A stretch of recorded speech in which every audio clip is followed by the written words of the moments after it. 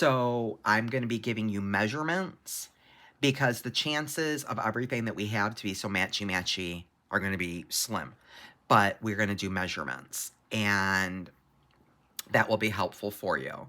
So to start out, guys, we're going to grab our wire, and so just take one end, and then we are going to be doubling it, okay? And this is where we want to grab our ruler, a standard 12-inch ruler.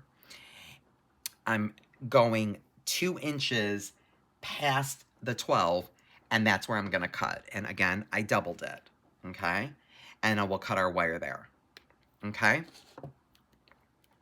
So now we have probably a good 14-inch piece of wire, okay? So now let me stop right there, and I'm going to pan you guys in because we're going to go ahead and get started. I don't want to give you motion sickness, but I'm going to get you pulled down a little bit snugger here so you can really see what I'm doing. So to get started, guys, we're going to go ahead and you're going to grab the round part of your toggle. If you're using a lobster, then grab your lobster portion. Okay, if you're using a magnetic clasp, grab that, whatever kind of clasp, but you want to grab the round portion of it, or a lobster, or if you're using a magnetic, just grab one side of it. We're going to feed that on one side of the wire. We're going to let that drop down, and now we're going to center our wire and crimp that side. So we are going to take both pieces of wire, we're going to put them flush on the end like this, and then we are going to just run our fingers down, and now we're going to center our clasp right there.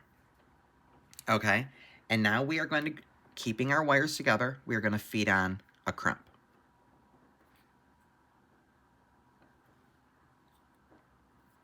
Let's let that drop down. We're going to leave a fingernail space between our crimp and our clasp so that our clasp has fluidity and movement. Okay, we want it to have some movement. Now you could add a wire guardian on if you want, but that's just going to add length, so allocate that in with your sizing.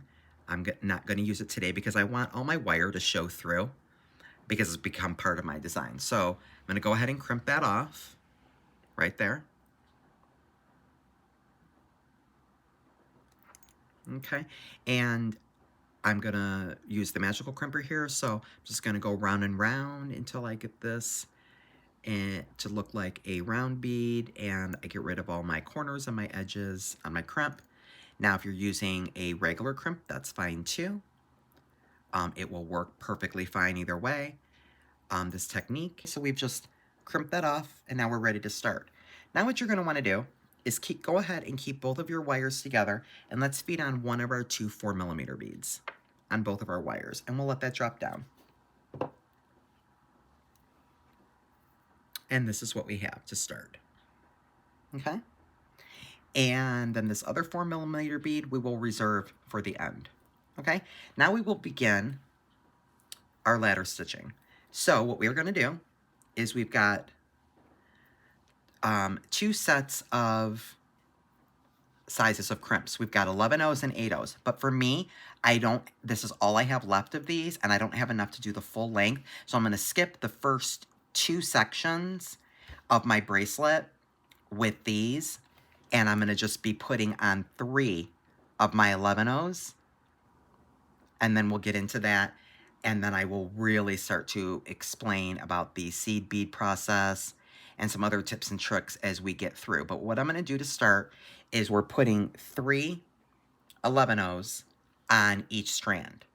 And again, I just want to reiterate, the only reason I'm doing this for the first 2 runs is because I don't have enough of these to go the full length of my bracelet. This is the last of these, but it's still going to look cool. Okay, now what we're going to do is we're going to grab our 6mm bead, and we're going to go from left to right with one strand of the wire and put it right through the bead just like this, and then go right to left, grab the other strand of your wire, put it through the hole of the bead, and go left to right and let that come out. Okay, so this is what you have. Now you have 2 tails. And now what we're going to do is we're going to go ahead, we're going to pull these tails just like this, and we're going to let that bead go down. Now the first bead, you do need to get it centered on your wire, and then we'll talk through as we need to tighten as we go. which is we need to do a couple of runs in order for that to happen. But you just want to get that first bead nice and centered on your wire, like that. This is what is starting to happen. Okay, now at the beginning, this first section of 4, this is gonna start to tighten itself up as we get fuller to the center, but you never wanna go more than 2 runs of beads without going back to tighten up the previous. So you see what I mean? I've got, you know, some gaps in there, right? This is naturally gonna happen until it starts to get tighten, a little tighter, and this is normal. But you don't want to go any more than 2 runs without tightening that up. So we're going to do that now. Okay, and so all you do is you go, like, you want to tighten up this section here. So we go the section above it, and we just kind of grab it, and now that section pulled down. Now I go up to the section above that. I just grab the wires, and I kind of pull each side, and now that bead went down. Okay, and now I can grab these last 2 tails I have here and go ahead and pull, and there we go. Okay, you see how I did that? See how that got, and this is what's happening. Now I'll show you what's happening. So now do you see how the beads are starting to tighten up on their own? They're not as loose as they were in the beginning, and it's starting to take its shape, right? And so, and by the way, you don't really want it much tighter than that because you're wanting it to be, you know, to wrap around the wrist. So you don't want to make them super tight, but just tight enough. Now also what I want to show you right here is, do you notice how each little section of seed beads has some movement, right? Around the edges here, they have a little bit of move. You can move them a little bit, and that's exactly what you want. That's perfect. You want that, okay? You don't want to make it any tighter than that, or else it will not take nice shape around the wrist. It'll be too stiff, okay? So this is what we have. Now that you see what we're going to do, we're going to continue to repeat this pattern, 11-0, 8-0, 11-0 on each wire, and feed a bead in between until our desired size up on the wire. Now let me jump over and talk to you about the seed beads, because this is another very important tip for those of you that are, you know, new, or even if you're not new and you never did a bracelet style like this. So what I noticed, guys, so you can use any kind of seed beads that you want, right? You can use 15-ohs. You can use 11-ohs, and, you know, you can use these combinations of these, right? However, what I definitely want to pay forward is that I would not recommend using 8-ohs and 6-ohs, like all 3. And the reason for that, I'm going to show you on this run right here, which is why I started my first 2 out with only 3 of these, because I knew I didn't have enough of those, and I didn't choose like another color of an 8-oh, for example. You're like, might be thinking, oh, well, why didn't she just choose, you know, to grab a couple other colors of an 8-oh? Well, I'm going to show you and tell you why right now. Because as you can see, I'm going to pull it up here. As you can see, there is, I want you to look at the top and the bottom of the ladder. As you can see, the 8-ohs, which are the pink and blue, right? They are not touching anything. Do you see that? Do you see how they're in the middle of each run? They're not touching the beads, but the 11-ohs are. So if you wanted to use just 8-ohs and 6-ohs, or even just 6-ohs, I wouldn't recommend it. Because for some reason, it doesn't turn out right. Because even these 8-ohs, you know, 6-ohs are even bigger. So let's just talk about the 8-ohs. If I use all 3 of these as 8-ohs, for some reason, it just looks funky, and it's too much bulk on the outside when all of the 8-ohs are touching the beads. It doesn't, for whatever reason, it does not lay correctly. It doesn't allow the ladder effect to come in. I don't know why, but all I know is I'm paying it forward and letting you guys know. Once you put on your last 3 seed beads on each strand, okay, now what we're going to do is we're going to put our wires together, and we're going to put that last 4mm bead on.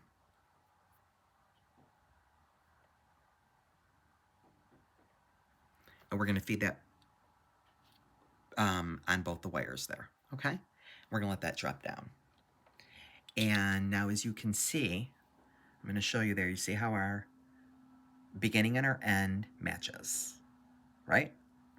Okay, so we'll get that right where it needs to be. And we're going to do 2 crimps now. So let me push this stuff up, and let's just get what we need here in front of us, which is we need our toggle, and then we're going to need 2 crimps. Okay, so what we're going to do is we are going to keep our strands together, and we're going to feed a crimp on through both strands, and we'll pull that down. And now we are going to pull that right down to where, again, this is, you know, really close, but all we need is a fingernail space here between that last bead. You know, we do want it to be able to bend around and move. We don't want it to be too stiff, so give yourself a fingernail space between your last seed beads and that last bead. Okay, and now we're going to go ahead and crimp that off. This wire, both wires are crimped. We are now going to get rid of one of our wires. Okay, doesn't matter which one, because both of these wires are crimped. We're just going to go ahead and snip one of the wires off. Okay, and now we'll grab our 3rd crimp and our bar part of our toggle, or if you're using a lobster, go ahead and grab your jump ring. And we'll go ahead and feed on a crimp, and I'm going to feed on my toggle, and then I am going to make a loop around, just like we would finish anything off, and I'm going to put that tail right through that crimp with my toggle down here, and then I'm going to go ahead and I'm going to pull. And what I'm going to do now is I'm going to pull until I have just a little bit of space again for either my jump ring or the bar part of my toggle to move around. Just need a little bit of space there.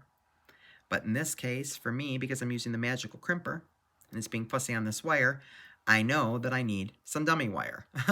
So I am going to grab this piece of wire.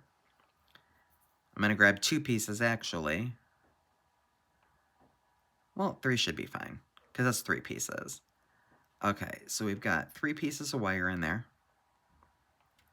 And now I'm going to go ahead and crimp that off. And that should be enough wire to make that happy. My little Mr. Crimper. My little Mr. Magical Crimper. Okay, let me just get this going round and round until my sharp edges are gone. And then we'll cut up all that wire and put on the wrist and see what we have. And I hope you guys enjoyed. And if you did, give me a like, thumbs up. I appreciate your comments and your feedback and supporting my channel. Thank you guys so much for your continued support. Okay, so now you see all that we've got going on. I do my tug test. That is not going anywhere. And I'll get rid of all this extra wire. So we just can flush cut. And I'll flush cut that dummy wire. Rid of that. And get rid of that guy.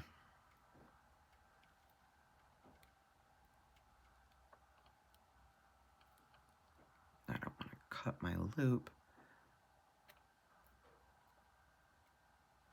Okay, there you go. Okay, very good. And I'll lay it out on the mat.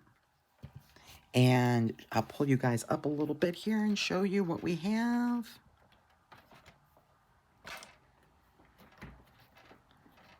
And that is what we have.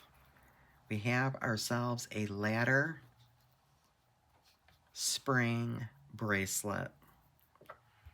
And that is what we have. And I'll go ahead and do the try on. And it should fit perfectly. I wish I would have done a magnetic clasp. Sometimes I don't like to fuss, but this one is a nice enough toggle that doesn't give me too much problems. But also, by the way, guys, it's why it's nice to use that smaller 4mm bead right next to if you're using a toggle, because you saw how easy that just went through too. So anyway, that's what that looks like, guys. Isn't that beautiful? Oh, it's so pretty. Just love, love, love this. Look how cool that is. And look how cool it is with, I'll really pull it up. You can see all that wire. You can see the blue wire throughout. Also, like I said, you can move the seed beads. There's a little bit of movement, and it lays beautifully around the circumference and the roundness of the wrist. It's not too stiff. It looks just perfect. So, so cool. I hope you guys enjoyed making a ladder stitch, my version of it anyway, inspired spring bracelet with me today. And if you did, give me a like, thumbs up. Love to hear back from you in the comments. And until next time, friends, be blessed.